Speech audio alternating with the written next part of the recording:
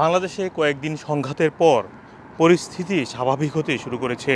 বিবিসির বাংলার খবরে বলা হয়েছে, বাংলাদেশে কোটা আন্দোলনকে ঘিরে কয়েকদিনের সংঘাতময় পরিস্থিতির পর বুধবার থেকে দেশের পরিস্থিতি স্বাভাবিক হতে শুরু করেছে।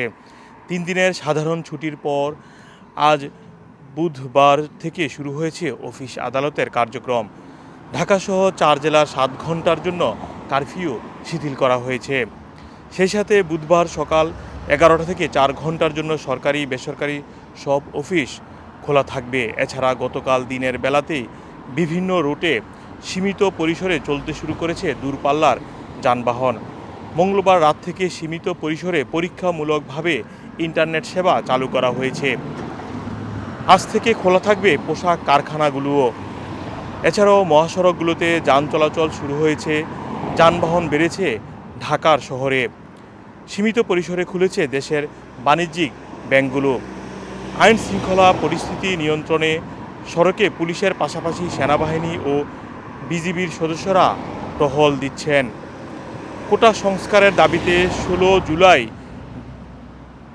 সারা দেশে তীব্র আন্দোলন শুরু হয়, যা এক পর্যায়ে সংঘাত রূপ নেয়।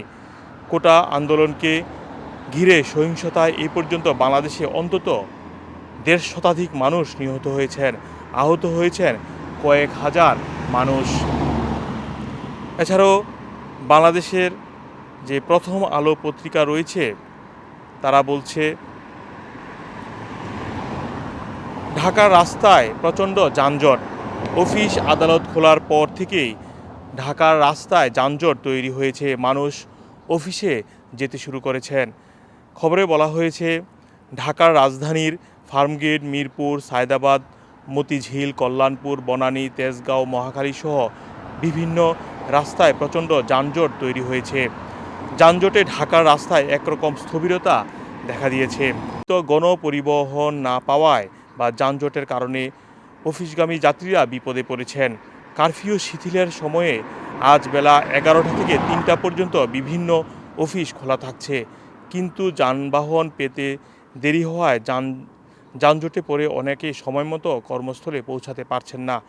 আপনারা জানেন, বাংলাদেশে গত শুক্রবার সংঘাতময় পরিস্থিতি তৈরি হওয়ার কারণে শুক্রবার মধ্যরাত থেকে কারফিউ জারি করা হয়েছিল এবং এটি এখনও চলছে। তবে আজকে বুধবার সীমিত পরিসরে সেটি বন্ধ করা হয়েছে এবং অফিস আদালতও খুলেছে। এছাড়াও বাংলাদেশের এই পরিস্থিতির কারণে সংঘাতময় বা একটি অস্থিতিশীল পরিস্থিতি তৈরি হয়েছিল প্রবাসীদের মধ্যেও। দেশের এই অবস্থার কারণে বাংলাদেশের যারা প্রবাসী রয়েছেন তারাও বিভিন্ন জায়গায় বিক্ষোভ প্রতিবাদ করেছেন। তবে এরই মধ্যে আরব আমিরাতে সরকার বিরোধী আন্দোলনের কারণে 57 জনকে জেলদণ্ড দেওয়া হয়েছে। বিক্ষোভ হয়েছে ইংল্যান্ডের বিভিন্ন স্থানেও। মোহাম্মদ আব্দুল হান্নান, টুই নিউজ, যুক্তরাজ্য।